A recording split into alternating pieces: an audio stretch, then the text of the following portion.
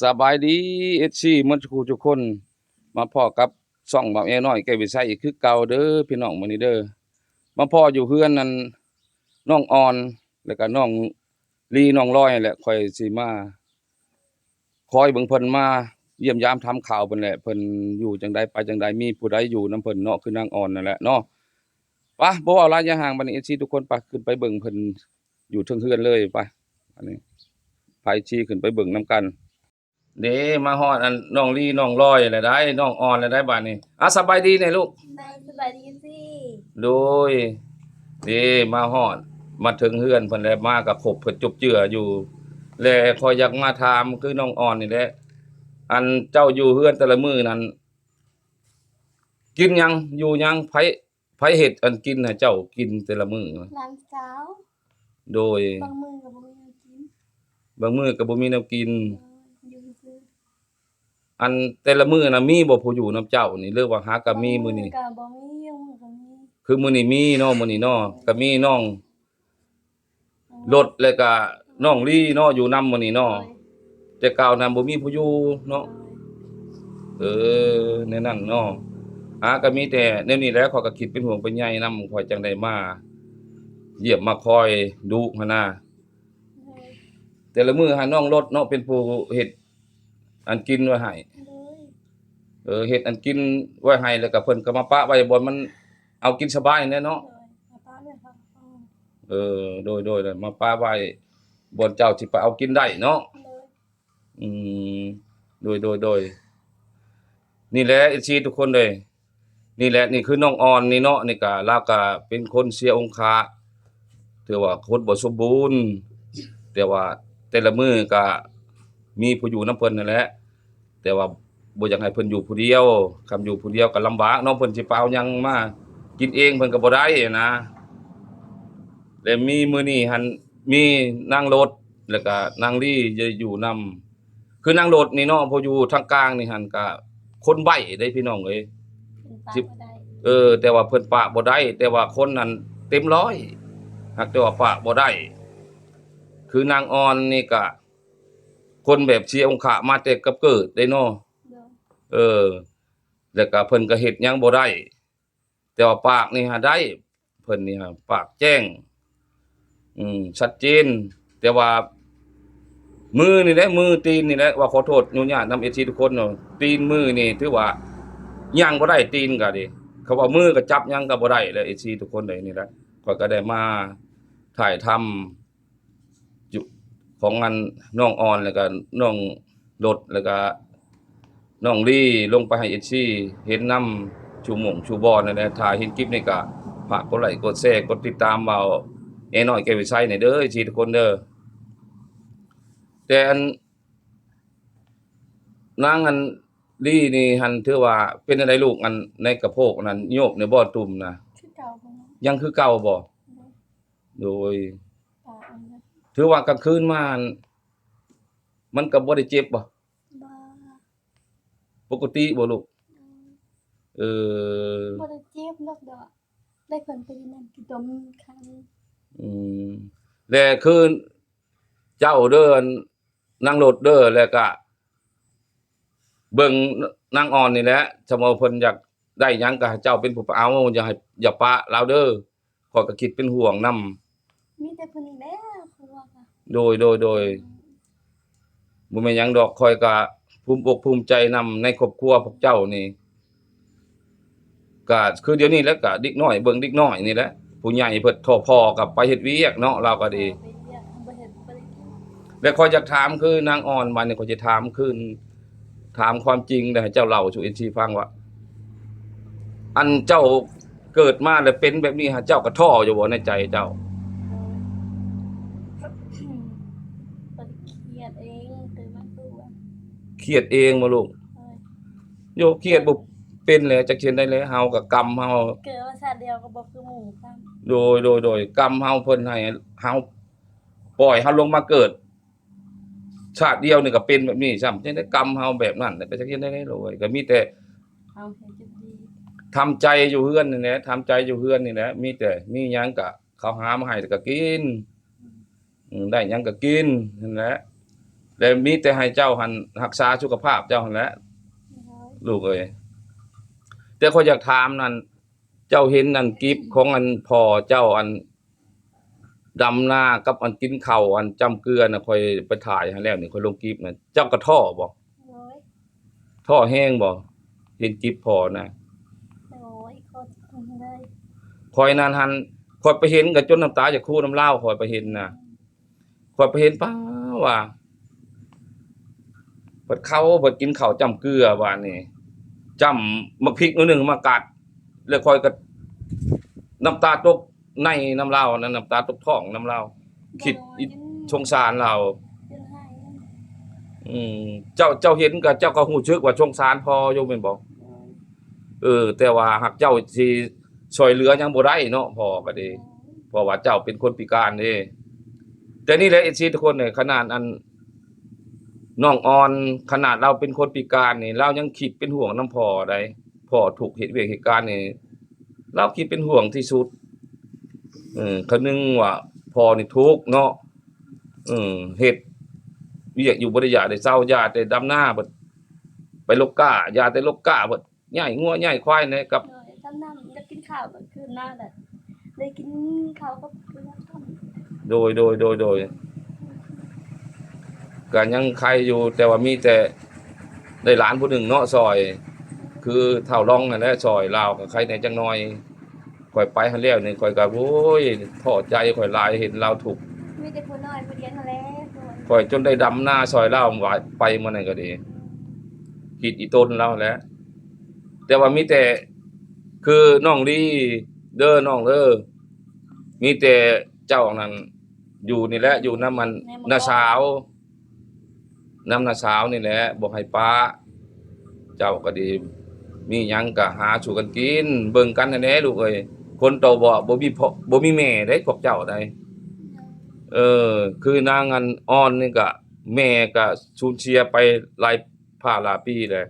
บัดคือเจ้าเนาะคือนางอัน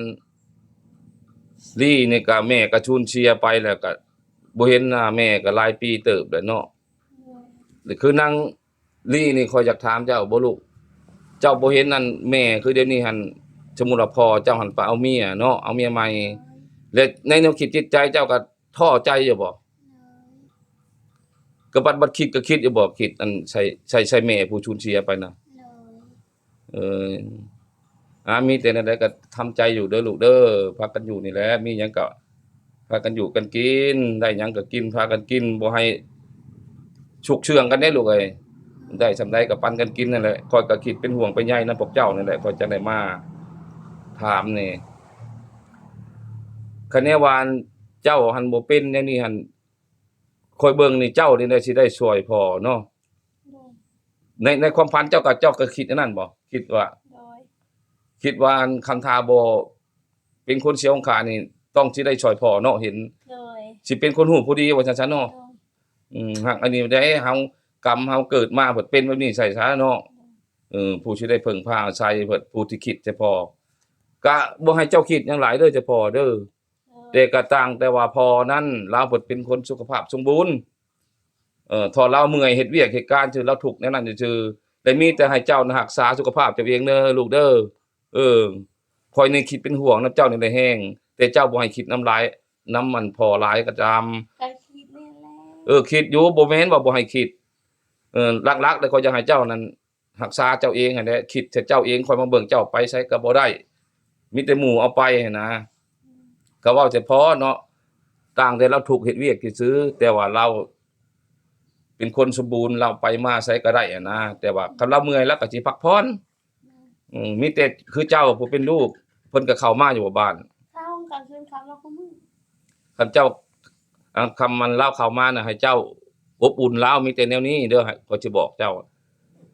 คำเล่าถามเล่านะคำว่าเจ้าหันเฮ็ดเวียกเมื่อยก็พักผ่อนพอเอ้ยฉันดอกแต่บ่ให้คุ้มฉันดอกเฮ็ดไปนั่นแหละหน้าก็ดีฮอดยามมาแล้วก็สิแล้วเฮาถ้าว่าเฮาคุมเฮาเองนี่ก็เมื่อยได้พอเอ้ยเจ้าก็เฒ่าแล้วให้ว่าในนั้นเฮาเฮ็ดได้ส่ำใดก็กิน เคยเอาอายุแต่พอตอนว่ามันเท่ามันสิบ่ได้กินหรอก อืม กินมาทางความกินน่ะ โดยก็แม่นความลาวอยู่ดอก อันนี้ก็เข้าก็สิเบิดเลย สิหมดแล้วบ่ลูกข้าวกิน โดย น่ะ มื้ออื่นก็จะไปสี โดย ตอนนี้ โดย ก็หมดแล้วบ่ฮู้ว่าสิเอา นี่แหละคือน้องรถผู้นั่งอยู่ทางกลางนี่เพิ่นก็สิเว้าหยังบ่ได้ แต่เพิ่นฟังเข้าใจหมดเด้พี่น้องเอ้ยเพิ่นเป็นคนใบ้เด้คนกึกว่าซั่นซะผู้ที่นั่งทางกลางอันน้องอันอ่อนกับอันน้องลี่นี่ถือว่าเป็นเอื้อยของน้องลี่เพื่อว่านางรถนี่เป็นเอื้อยกกเลยเนาะแล้วก็เป็นหลานของอันน้องอ่อนเนาะเป็นหลานสาวแต่ว่าอยู่ในเฮือนนี่ค่อยมาเห็นข้อยก็ภูมิใจนำข้อยลำบากข้อยคิดสงสารเขาน่ะบ่ให้น้ำตาออกเด้พี่น้องเอ้ยข้อยมาเห็นแล้วมีแต่ผู้อันบ่สมบูรณ์ว่าซั่นซะหนึ่งคือน้องอ่อนก็เป็นคนบ่สมบูรณ์นางรถก็เป็นคนใบ้คนกึกปากบ่ได้ต่างแต่ว่าขอโทษนำเป็นที่ตีนมือเราเพิ่นย่างไปมาได้จับไว้ยังได้นางรถน่ะเพิ่นปากบ่ได้บัดนี้อาศัย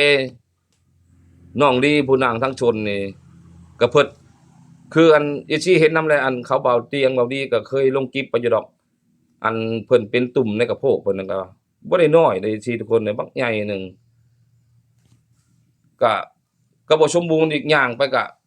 มันหนักบ่ลูกในอย่างไปหรือว่าแนวใดก็ธรรมดาบ่อืมแต่ว่ามันบ่ได้คันบ่ ยาคันแล้วเดี๋ยวนี้แต่ขาด คือตอนหนึ่งคือเห็นมันแดง เลยแต่ขาดไปเปล่าน้ำโพหรือยังเพิ่น ๆอันแต่ไปเป่าเถอะบ่ได้ไปเลยเดี๋ยวนี้เนาะเพราะว่าบ่มีผู้พาไปโดนเลยคำว่าเฮาเที่ยวไปเป่าดูเจ้าว่ามีสิทธิ์สิแวบเนาะลูกหรือว่าอันเจ้าบ่อยากไปบ่หรือว่า บ่มีผู้พาไป ถ้าเพิ่นบ่ไปเพิ่นให้อย่างเงี้ย คือบ่ไปลูกไปเป่าให้มันดีให้มันเซาลูกข้อยก็คิดเป็นห่วงในกระโพกเจ้าน่ะโอ้ยมันบ่ได้น้อยในชีทุกคนเลยจังว่ากระปั้นพุ่นใดเนี่ยแหละก็มีแต่สู้ๆอย่างเดียวเด้อเด้อลูกเด้อเด้อนางลีเด้อแล้วก็นางรถเด้อเจ้าหั่นแหละเป็นผู้อันรักษาอันนี่แหละนี่นางอ่อนน้าสาวเจ้านี่แล้วก็รักษาคือกันกับอันน้องเจ้านี่แหละนางลีนี่ก็บ่ให้เลาไปหันไปนี่แท้ๆช้ำๆอะนะคิดเป็นห่วงนำเลาเพราะว่าหนึ่งมาก็ในกระโพกเราก็มันก็ยังบ่ได้โยกมันก็ยังตรงอยู่แล้วก็เขาเว้าแล้วอันนี้ก็เป็นกับเกิดชาวกับเกิดเลยเกิดมานี่ก็